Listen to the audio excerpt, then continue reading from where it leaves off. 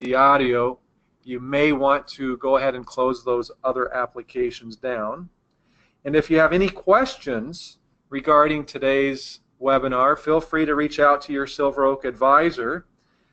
If you're not currently working with an advisor, you can call me directly at 952-896-5701.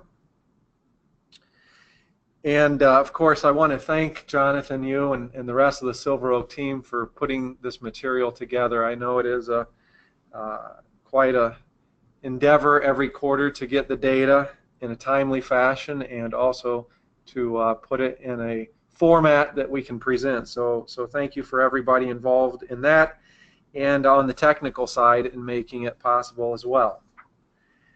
During today's webinar, we will not be discussing specific SilverOak portfolio performance since each of our clients' portfolios are customized.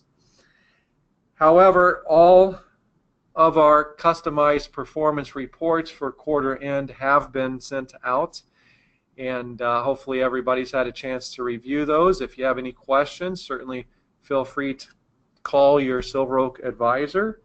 Otherwise, we're obviously reaching out to all of our clients proactively as needed as well. And of course, since I'm the compliance officer, I also need to note that we will be discussing overall markets and economy during our webinar today, and in doing so, providing our interpretations and perspectives. You should not rely upon this information as fact when making any investment decisions, and of course, past performance is no guarantee of future success. So our agenda looks like this. We're going to start with a very brief discussion on the economy. Most of the slides we're going to go through are very similar to the last couple of quarters, and we'll probably spend just a little bit more time on 2 or 3 of those slides that we want to point out. We'll then go into a discussion on the markets and performance over the last 3 months since our last webinar. Again, we'll try and get through that relatively quickly and point out certain things that we want to bring to everyone's attention, but that should take probably only 10 or 15 minutes. And then we're going to get into maybe a more in-depth discussion on federal, estate, and gift taxes. There's been some changes in this area recently, so we want to highlight those changes, and certainly changes within the Minnesota area of estate taxes, as well as a couple of other components with the recently passed omnibus bill. We've got some real nice SilverOak updates that we want to touch on to make everybody aware of what's happening here internally, and then of course we'll end the session and encourage everybody to send in questions by contacting their advisor or contacting me directly. So with that, Jonathan, assuming I didn't miss any administrative items, you say here that the economy is in modest growth mode, I guess. It kind of sounds like a broken record, and in preparing, I look back over the last couple of years, and we have used the term modest 3 times before, but we've also used the term slow, and in a couple of quarters we've used the term improving.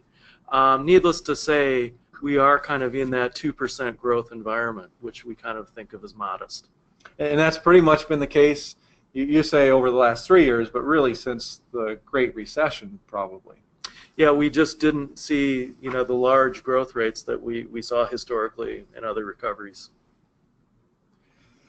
So let's talk about the big picture economic factors. And every quarter we show this slide and we make adjustments to each of these individual categories as we deem necessary. Many times from quarter to quarter there's not that many adjustments, but I think we have made a few more adjustments here this quarter. Yeah, there are some adjustments a little bit more than normal. So first thing you'll notice on the far right under negative that we actually don't have any factors under negative. If we turn to neutral, you'll see that geopolitics, Eurozone, and China with the pluses right after them we have moved those to neutral. We've seen continued improvements in that area. And then I think if you look under the positive column, while we don't have any new items in that list, I did put a downward arrow under consumer confidence. That's to say that things are still positive, but we've definitely seen a decline since the peak in January with the Michigan consumer sentiment numbers. We'll get into greater detail on that actual slide. And then within the neutral column, we did put a negative arrow under U.S. politics. That's probably not surprising. And what we're saying is that U.S. politics have gotten to be a bit more of an issue. And what we mean by that is the market probably has some tax cut expectations in it. And with the issue with the health care bill, the fact that early in the year they thought we would have a tax cut package in place by August. Obviously, they're going to miss that. So that's really why we put that downward arrow. And then under global growth, we have just continued to see that pick up quarter over quarter. We mentioned that a little bit in the last webinar, but we're seeing improvements in Europe, and we've seen some improvements in China. And again, that's why we did move China into the neutral column. And if current trend continues, I would suspect it wouldn't be long and we'd actually see global growth probably shifting even over to the positive category from the neutral category. Absolutely. Now, one other thing I did want to take the time to spend a little bit on is our market dashboard, which we introduced last quarter. There are some of these categories that are part of that, but that's really looking at some bigger categories to give you an assessment of kind of where we think we are. And that dashboard, again, hasn't really improved on a quarter-over-quarter basis, but it is flashing, a fairly positive outlook for the markets. And what I'd say is that risk assets have done well, and you'll see that today. But we're seeing growth. We're seeing momentum in the market. On a slightly negative side, and we'll talk about that, is valuations have come up. But if we see the trends that we're seeing, this overall dashboard composite score will stay in the positive range.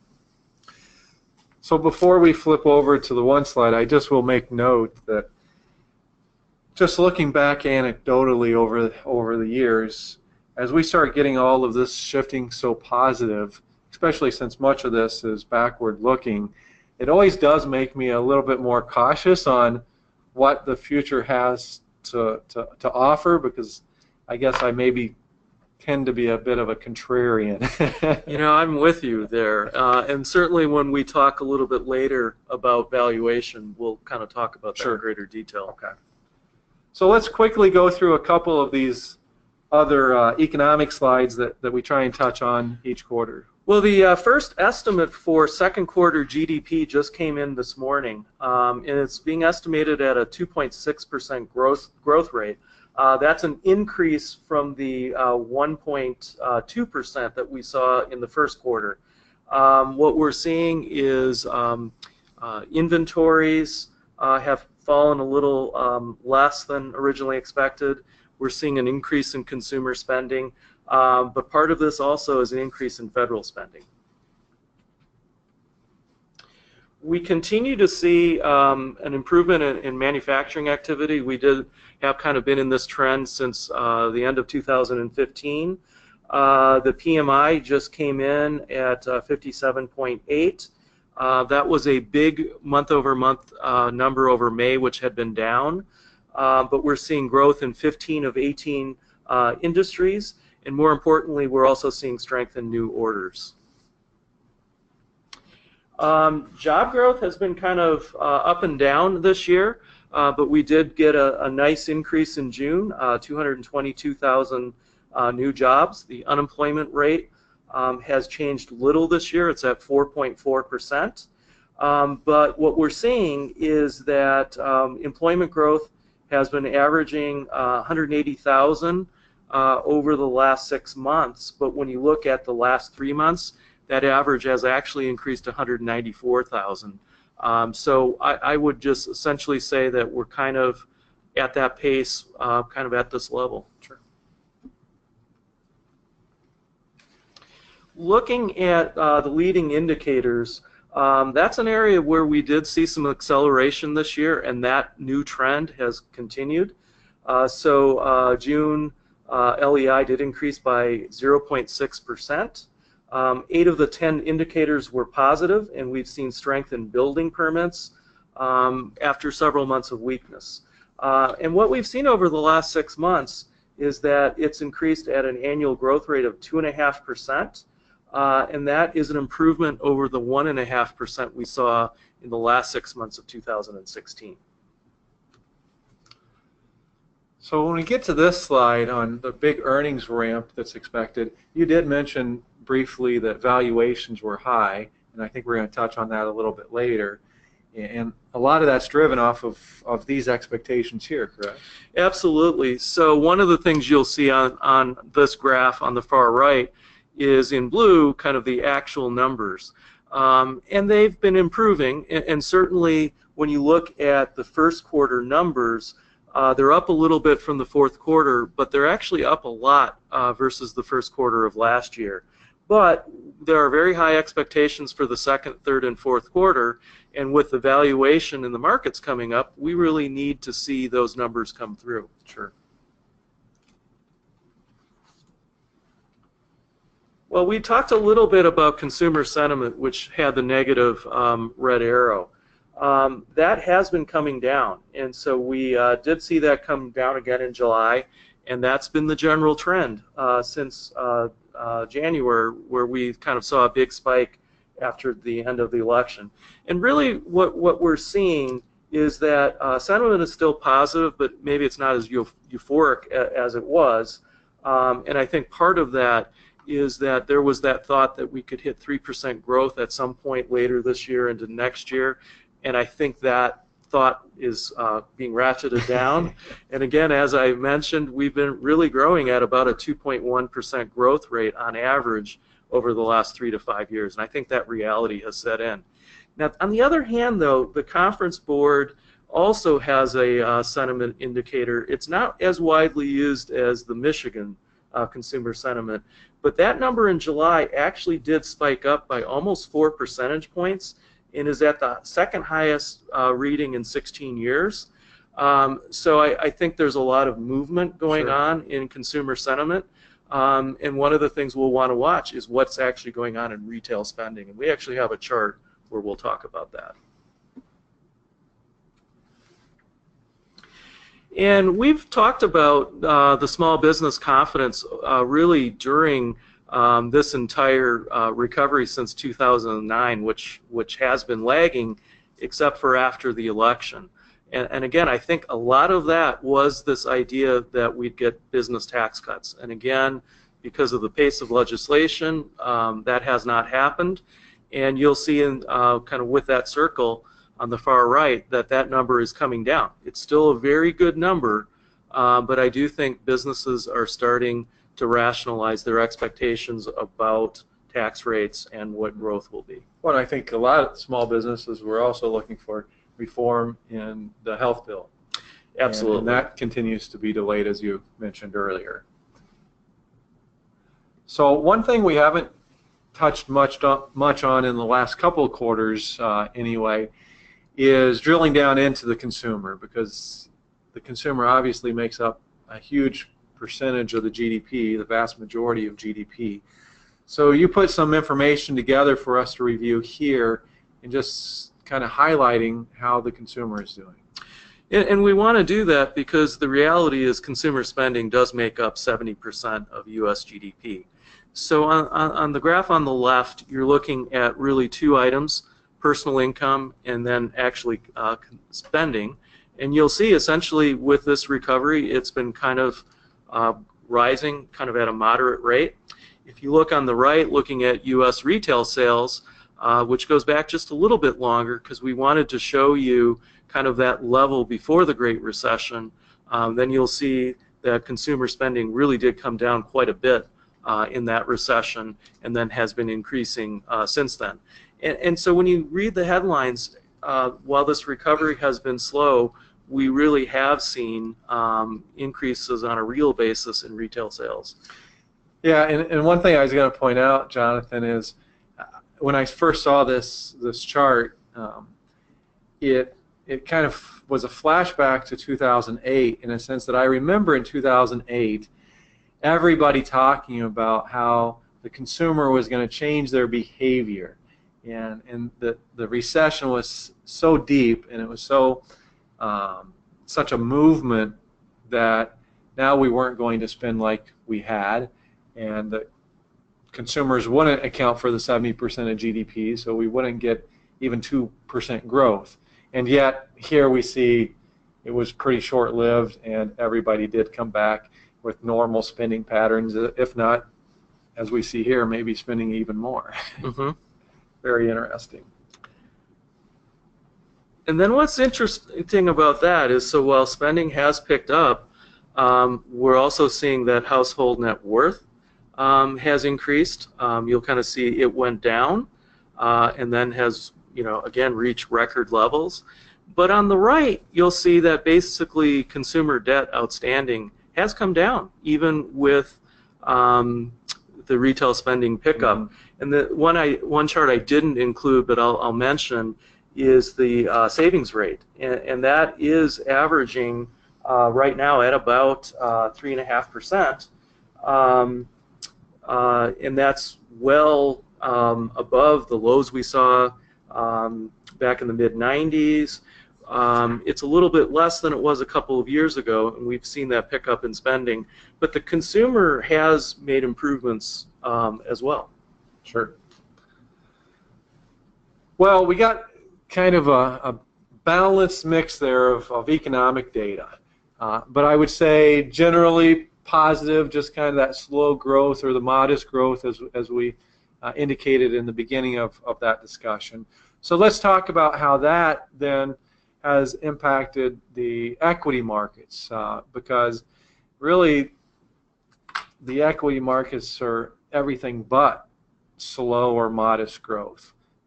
Here you've indicated equity market strength continues, and we're going to see some of that in the next couple of slides, where if you just think generally about equities, I would say equities, depending on which sector you're talking about, probably average 9 to 10, maybe 11% year over year over year if we're talking about 30-year periods, correct? Mm-hmm. And yet here we look at these numbers and we see 17, 16, 24, 20%. I mean, that is not consistent with the economic modest growth. In the markets, I would say it's really exceptional growth. Of course, we don't know that will continue. As I mentioned in my disclaimers, past performance is no guarantee of future success, but we certainly have seen good, strong markets, and we should celebrate that for sure. If we look at this slide specifically, you'll see that international markets have really outperformed the U.S. market. So the U.S. large cap, U.S. mid cap, U.S. small cap, they've done really well, don't get me wrong, but once we get down into the international markets, particularly on a quarterly basis, they've outpaced the U.S. And I think, Jonathan, you're going to touch on that a little bit more. Yes, I will. In bonds, we've had a good recovery, and we're going to touch on that a little bit later as well. But the one-year performance numbers for many of these bond categories is break-even or negative, while the second quarter numbers are positive as we look down. Of course, commodities are not really bonds. Commodities are commodities, and they continue to struggle. But elsewhere, things are looking better anyway. If we break out the equities by style, between value and growth, or we break them out by capitalization, either between large cap and small cap, you'll get the quarterly data on the left, the one-year data on the right, and here it's pretty clear that growth has outperformed. And you can see that with the circles there indicating both on a quarterly and on an annual basis that the growth is outperforming, which we're going to go into a little bit more detail on in this next slide, where we break out the sectors depending on whether they're more value-oriented, which are the sectors toward the top of this, or more growth-oriented, which are the sectors listed toward the bottom there. And the way you've laid it out, Jonathan, is you've got the S&P 500 kind of in the middle. Okay. So as we look at this on a quarterly basis, it's pretty clear that at least a couple of the sectors that have had negative performance, they all fall on the value side of the equation. Absolutely, and you look at the growth, they're all positive. Healthcare has been exceptionally strong, and that trend really is in place when you look at the one-year numbers. A little bit different, but you'll see all four sectors within the growth area are positive. Again, two of the value sectors were negative. Now, financials actually led, and they're a big part of value, but when you look at the big return in materials, that's a very small weighting within value, and everything else was modest. Whereas you look at growth, technology, consumer discretionary, industrials, healthcare, those are the main weightings within growth, and when you look at those one-year numbers, you can see why growth has outperformed. Well, and the point on financials, one, they got hit really hard during the Great Recession, and they really haven't come back. They didn't have so many of these other sectors have had some recovery. Financials really haven't had much recovery, and of course they've gotten a bit of a boost because it was anticipated that as interest rates go up, they're going to get a bigger spread. It's going to help their financials, and maybe the Trump administration would also institute relaxed regulations that might help with some of the expenses on the compliance side. So that's probably factored into the financials quite a bit. Well, we mentioned that international returns were improving, and in fact were very strong over the last year.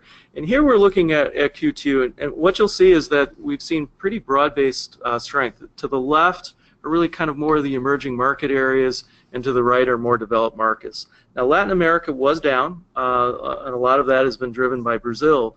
But what you really see, what you'll see on the right is just the strength in continental Europe, France, Germany, Spain. UK is even doing well despite kind of some issues or questions with Brexit. But when you look at the one-year returns, you really see why international has done so well. You'll see China on the left with very high returns, kind of BRICS and emerging markets with good returns. And then on the right, you'll see France, Germany, Spain with very, very high returns in the year. I didn't include Italy or Greece. Greece has been up actually 50% over the last year. And a lot of this has been driven by the improvements we've seen in European economies, better earnings coming from European multinationals, and a part of it probably is the fact that they were a little bit undervalued.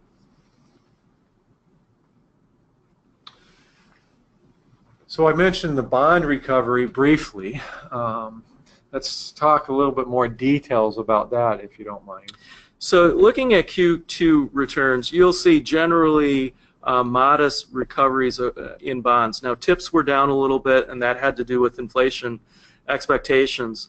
If you look to the left, those are the more credit-oriented areas. Those did a little bit better. So that means just a little riskier. Little riskier, yep. And so one of the things that happened when you look at emerging market, because of international markets doing better global growth prospects, they've recovered a bit more. Then when you look at the high yield and corporate, those would be corporate bonds. And the reason they did a little bit better is because of an improving economy. The risk perception has come down a little bit. Now, when you look at the one-year returns, again, you'll see that on the left, kind of the riskier bonds have done a bit better. And you'll see on the right, which are a bit more tied to U.S. Treasuries, those are still down on a one-year basis. And that really has to do with interest rates generally being up in the past year and the Federal Reserve raising interest rates. So again, overall, as we think about the equity markets, strong equity market performance, probably favoring international over U.S., but pretty much across the board, everything positive, with the exception of commodities, which we've already touched on, and bonds recovering, still maybe not even close to the performance of the equities, but remember, bonds are in the portfolio usually as the foundation or the buffer, because just like when equities go up 20 or 30%, it's possible that they could go down 20 or 30% as well, and bonds tend to provide that ballast in any portfolio, particularly if they're not, you know, these high yields are doing really well, but if we do have a big recession, high yields could get hit. So with that, let's talk about our big picture outlook. And we'll start with kind of the economic outlook. So as we kind of mentioned before, growth continues at the expansion trend level, kind of in that 2% level. We've mentioned this before, but hard data, meaning GDP and things like that, they're good, but they're not matching the very strong soft data that we've been seeing, so those sentiment surveys. And we think that the acceleration beyond kind of the seasonal strength that we've been getting, so second, third quarter being a bit better, and we saw that again in the GDP number, that's likely. But we're probably not going to see the 3%. We haven't gotten the tax cuts. We haven't gotten the infrastructure spending. Economists have kind of backed off a little bit and said that that would help more modestly. Sure. Again, we've mentioned that corporate earnings are rebounding. We've had some really strong increases in earnings in the energy and technology sector, but the markets have come up. Expectations for the second half of the year are very high for earnings, and we really need those to come through to keep the market kind of going at its pace. It's not to say that if they came down a little bit, they'd still be very strong, but we're going to show you on another slide that the market tends to follow earnings in the direction. So that's going to be important. And kind of finally, we had kind of a scare earlier in the year about inflation picking up, but that's really kind of settled down, and the Federal Reserve has kind of noted that. And we've also seen oil prices this year come down kind of below that $50 a barrel level. And so we think also that wage inflation is likely still in check and won't really add to the inflation equation. Internationally, we've talked about the improvements in Europe. We're also seeing that in China, and so it's been 3 to 5 years since we've really seen kind of a synchronized global expansion that we're seeing now. Europe is still kind of accommodative from a monetary policy standpoint, but they've been signaling they'd like to kind of back down a little bit. But we also will note that political uncertainty in Europe has declined versus where we thought we would be kind of earlier in the first quarter. Sure. So generally all positive. Earnings probably the biggest concern.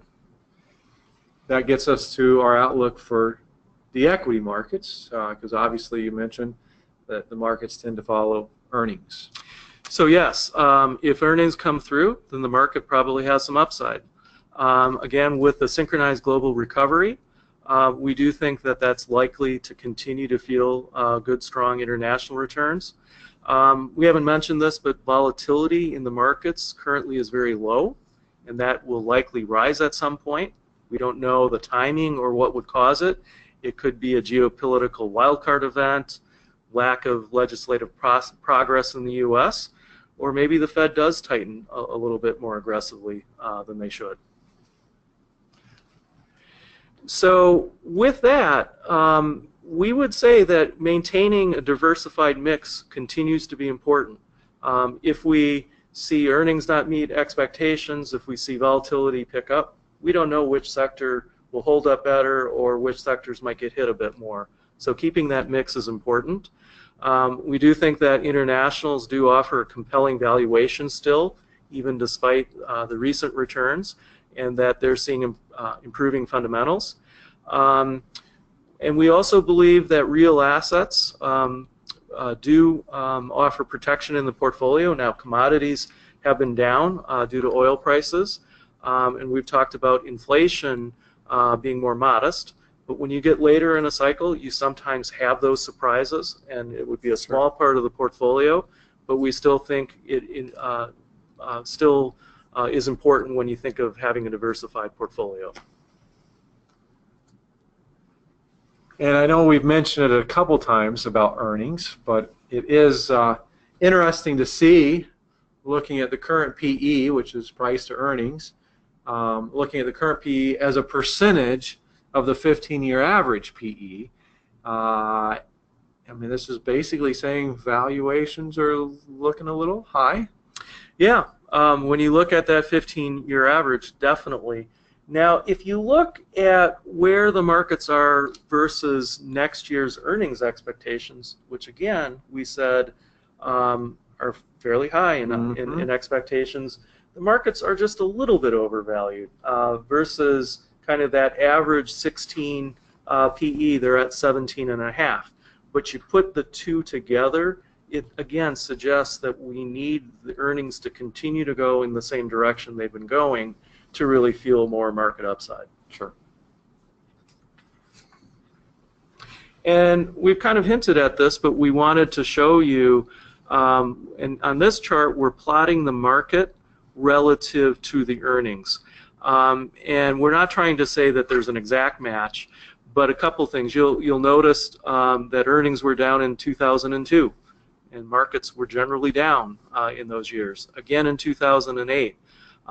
You look at 2015, you remember earnings were down in the second half of the year and the markets were down a little bit. And then you saw the acceleration in 16 and so far with the expectations of 17. And so really what we're saying is earnings tend to be the driver of the markets, and the markets generally follow the direction of earnings.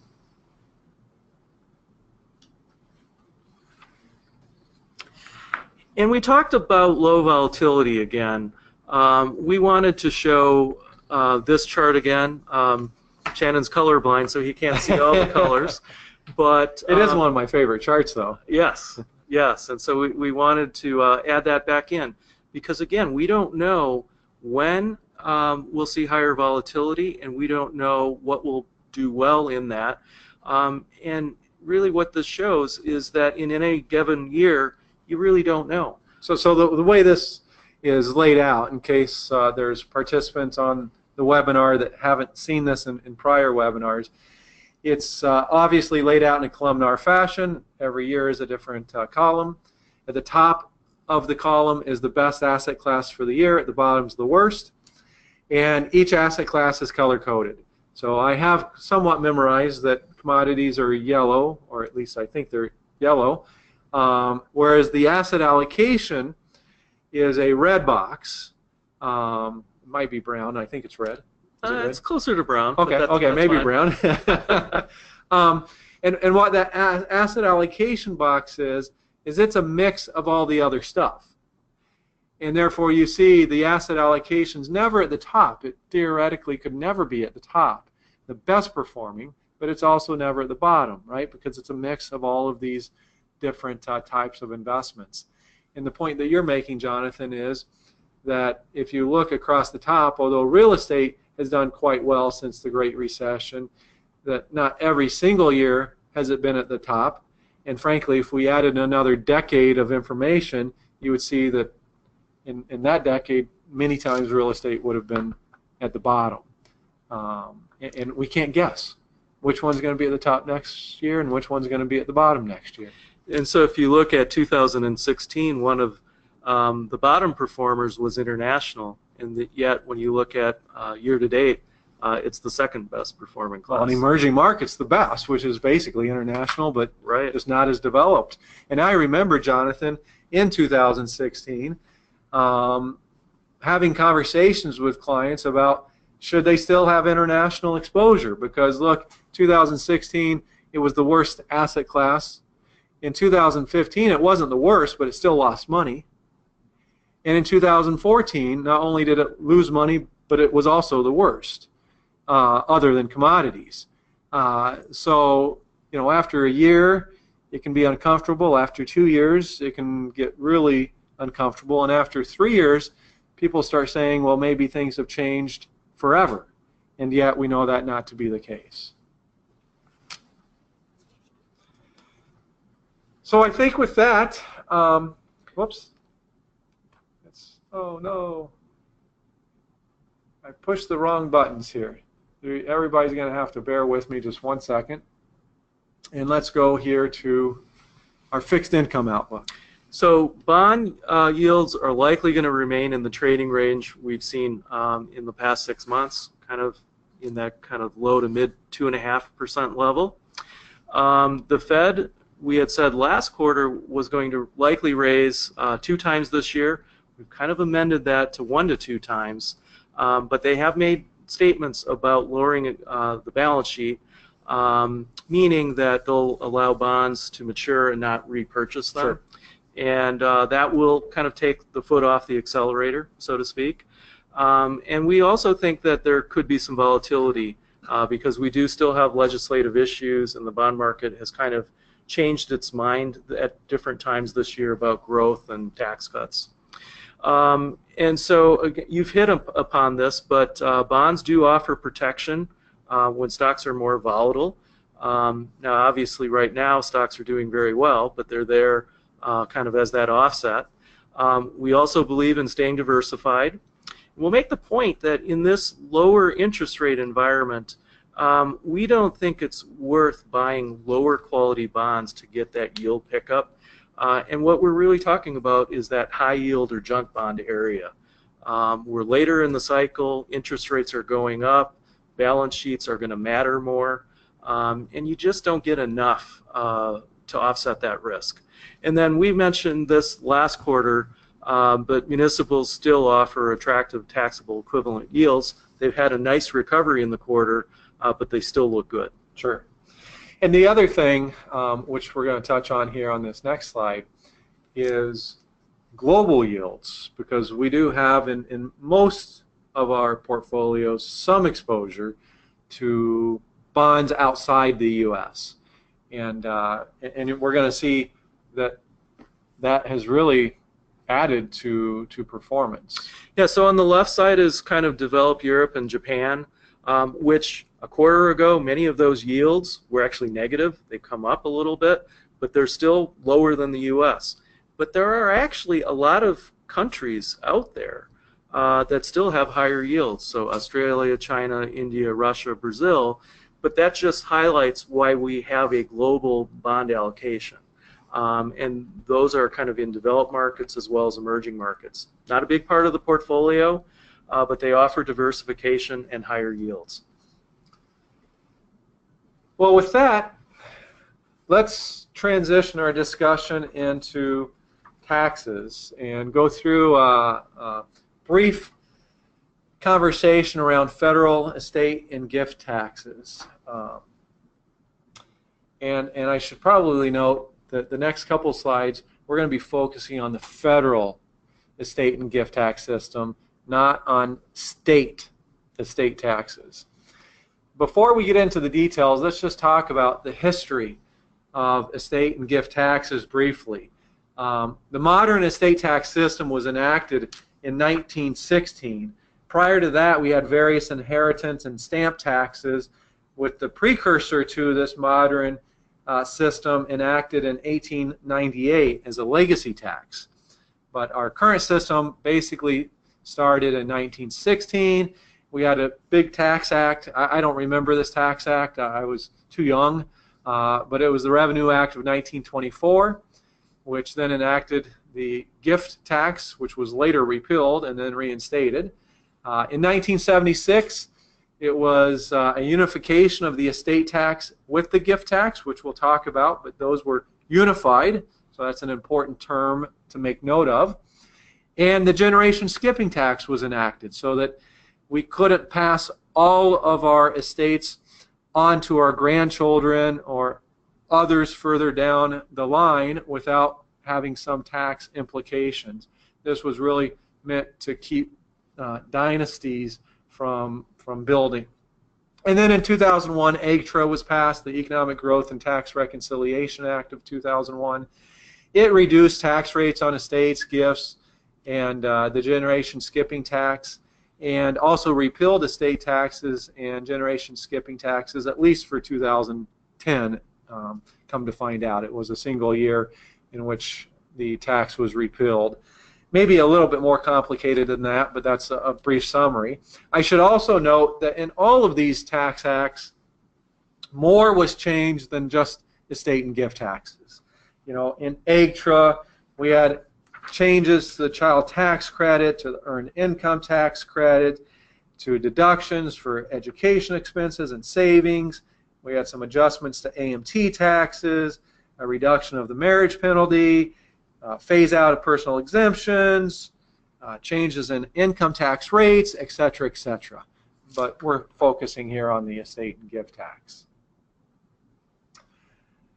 Then, kind of after that 2001 EGTRA, with the repeal of the estate tax in 2010, we got in 2010 the TRA, the Tax Relief, Unemployment Insurance Reauthorization and Job Creation Act. Now I know why they call it TRA. My goodness. And it basically reinstated the estate and gift tax and the generation skipping tax.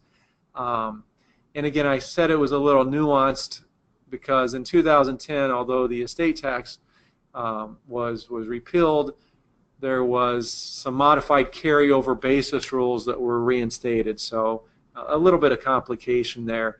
But the big thing that came out of 2010 as well was it established this higher $5 million exemption level, meaning that the exemption is an amount you can pass away in your estate without paying an estate tax. And in 2010, it went to, well, really 2011, I guess, went to $5 million. That was much higher than the pre-2010 amount. And then in 2012, the American Taxpayer Relief Act came along, and it made the estate tax rules permanent. It also increased the tax rate to 40% from 35%, and it did something else. It enacted the spousal portability of unused estate tax exemption amounts. So before this, Jonathan, if you were married, you would have a $5 million exemption, and your wife would have a $5 million exemption. And I guess I shouldn't say if you were married. Your wife would kill me for saying that since you are married. But if you passed away and only used $2 million of that exemption, the other $3 million would essentially be lost. And it wouldn't favor your wife at a future date when she passed away.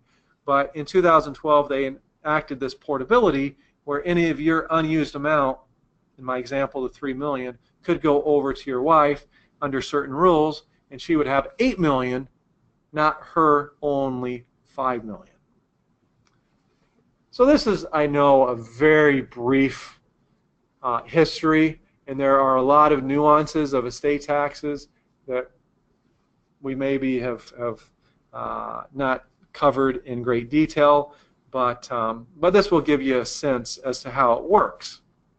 So currently, the estate tax exemption, I mentioned $5 million, and that was the amount that was enacted for 2011, but it was indexed for inflation, and as that inflation gets adjusted, it becomes $5.49 million in 2017. So that's where we stand today. It's $5.49 million per individual, and that will continue to rise with inflation.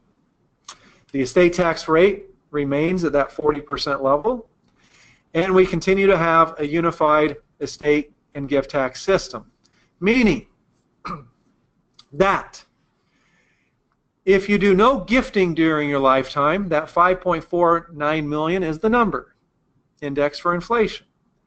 But if you gift too much during your lifetime, that $5.4 million actually gets reduced by an amount above a certain annual exclusion for gifting. So what is that annual exclusion for gifting? It's $14,000 per recipient per year. So back to my example, Jonathan. I hope you don't mind me picking on you and your wife. But let's say you've got a couple of children. Let's say you've got an adult child, almost adult child out on their own. But let's pretend that one of your sons is out on their own, and you give that son $24,000. Well, that's $10,000 more than this $14,000 exclusion. Hence, you've got a $10,000 gift that needs to be reported. You don't have to pay taxes on that, but that $10,000 gift that gets reported is going to reduce your $5.49 million exemption that gets used when you pass away. That's exactly how that unified system works. The gift tax will impact ultimately your estate tax exemption. So it's important to keep track of the amount people are giving to non-dependent children. This includes, as I expressed in my example, this includes tracking gifts to children who are not your dependents anymore. These are adult children out on their own. Now, we have special exclusions for education and healthcare expenses. So I could gift anybody as much as I wanted if I was paying it for their education or healthcare, and I was paying it directly to the educational institution or the healthcare provider. So those are two exemptions that we don't have to really worry about or track. And of course, that lifetime gift exemption is the $5.49 million, which is the unified amount with the estate tax. We already touched on that. I'm not going to go into the generation skipping tax in much detail because I've probably confused a lot of people on the estate and gift tax alone. But it is important to note, as I mentioned earlier, there are new rules, new meaning new in the last 20 years, where you cannot just give as much as you want to your grandchildren or great-grandchildren, etc. There are separate taxes that will be paid if you give too much. And currently the too much amount just so happens to be the same amount as the estate tax exemption, which is the $5.49 million. Okay? Now, we also have to remember that in addition to estate taxes that are levied by the federal government and gift taxes and generation skipping taxes if you gift to future generations, there's also state taxes that may be applicable. And I just put some examples here. As an example, Arizona, they don't have an estate tax. California doesn't either. Florida doesn't either. Iowa actually has an inheritance tax. I think that may be one of the only, or maybe one of only 3 states that has an inheritance tax. Very few do. Minnesota has an estate tax. Actually, we're one of only 18 states plus the District of Columbia that still impose this separate estate tax.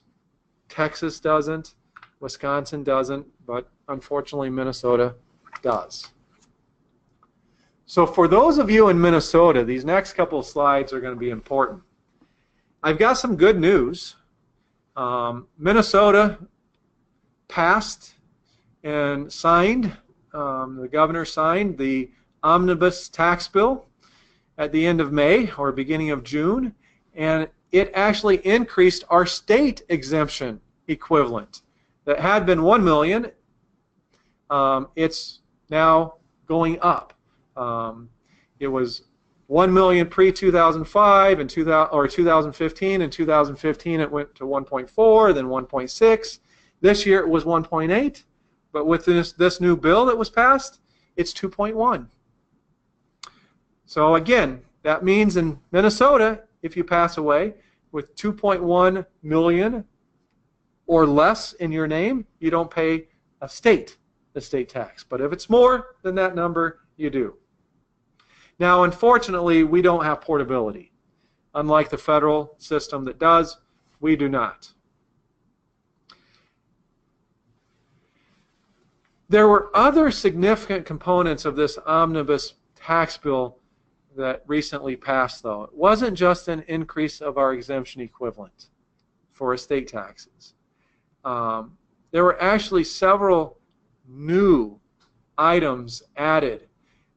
As an example, Social Security. Residents can now subtract up to $4,500 if they're married of taxable Social Security benefits from their Minnesota taxable income. Or if you're individual or head of a household, it's $3,500. Now there are some reductions to those amounts based on income, but this is new. We haven't had that in the past. There's this 529 college savings plan subtraction. So if you have a college savings plan, a 529 plan for your child or grandchild, excuse me, taxpayers can subtract up to $1,500 of contributions made to any state 529 plan. It doesn't have to be Minnesota's. It can be any state 529 plan contribution. There's also a new 529 college savings plan credit. So a credit equal to half of the contributions you made for the year, up to a $500 credit. Again, subject to some phase-outs, and that's not a refundable credit, but that's something that we hadn't seen that was enacted under this new omnibus bill. There was an education loan subtraction added for discharged student loans, student loan credits for principal and interest payments on higher education loans, first-time home buyer accounts were added for contributions up to $14,000 per year that are made into new first-time home buyer accounts that can be set up with banks or credit unions. And interest and dividends earned on these accounts can be claimed as a subtraction for Minnesota tax purposes, so you don't pay Minnesota taxes on those earnings. Again, we haven't seen that in the past, but that was new under the omnibus bill. And there was some clarifications in the omnibus bill on how you determine residency in Minnesota. And they made clear in the new legislation that the location of your CPA or your attorney or your financial advisor or bank, they're not considered when determining residency.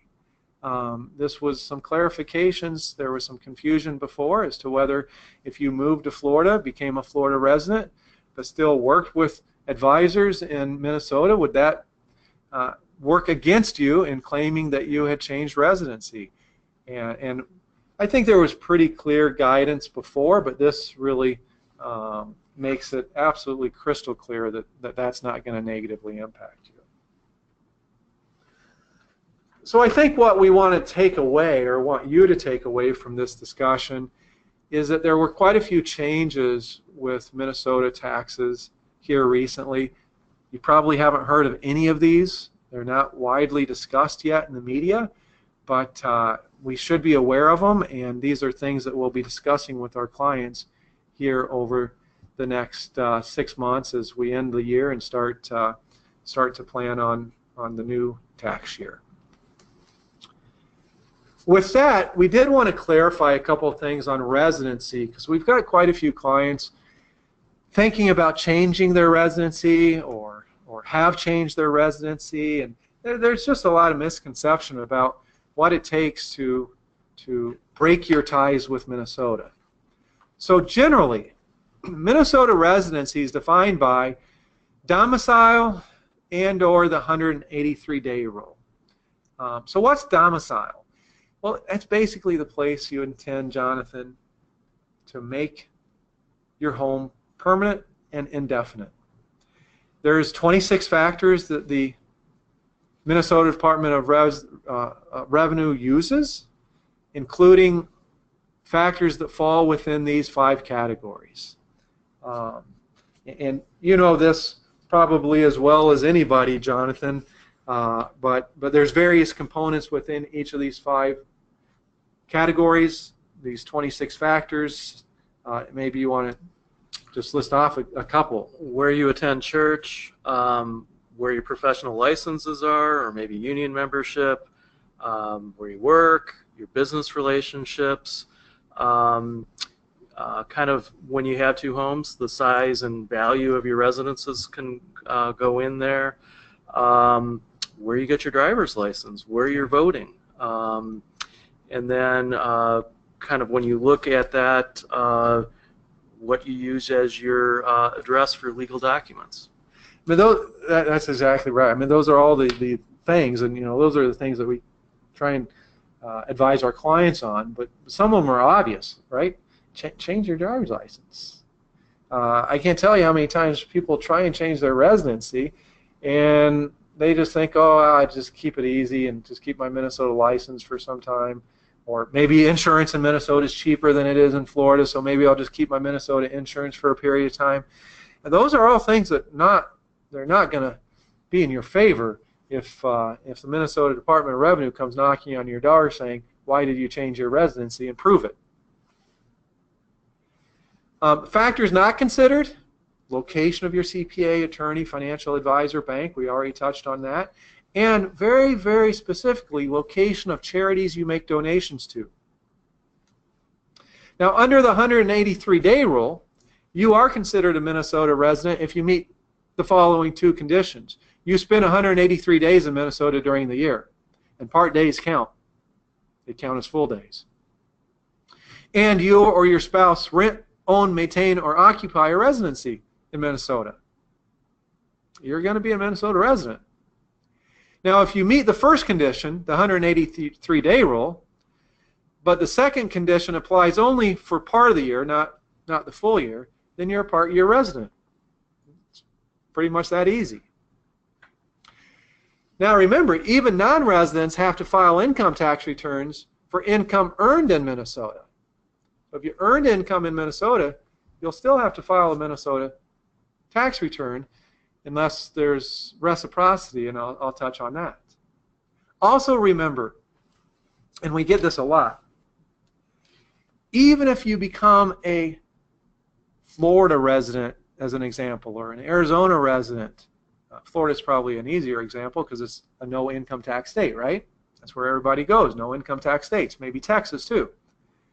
You still probably have to file Minnesota income taxes for stock options or other forms of deferred compensation that you earned while you were in Minnesota, because those will probably continue to be taxed by Minnesota regardless of your residency. There's a few exceptions that we put here in this bullet point, but for the most part, don't think just because you left Minnesota you don't have to pay taxes on maybe some income that you had earned while you were in Minnesota.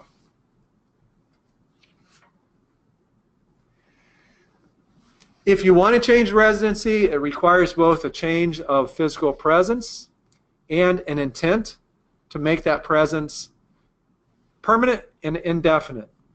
And as I alluded to earlier, we do have reciprocity with a couple of states, Michigan and North Dakota.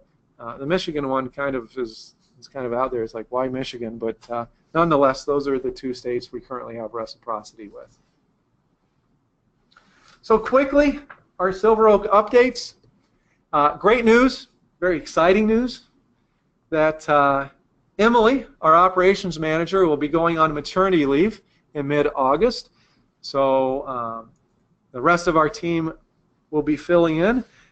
She plays a very important role in our organization and certainly will be missed, but we've spent a lot of time in preparing for this, and I'm sure things will be just fine, although after her 3-month maternity leave, I am absolutely certain we will welcome her back with very open arms.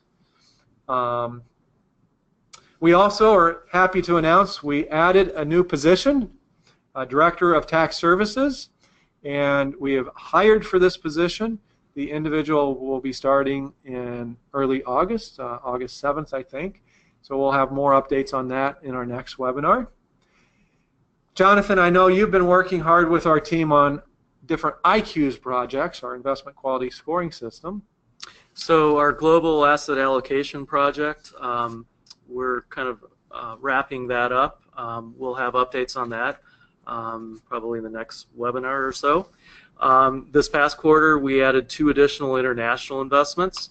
And kind of our next big project will be looking at all the passive investments we use, really to make sure that they're still the ones we want to be in.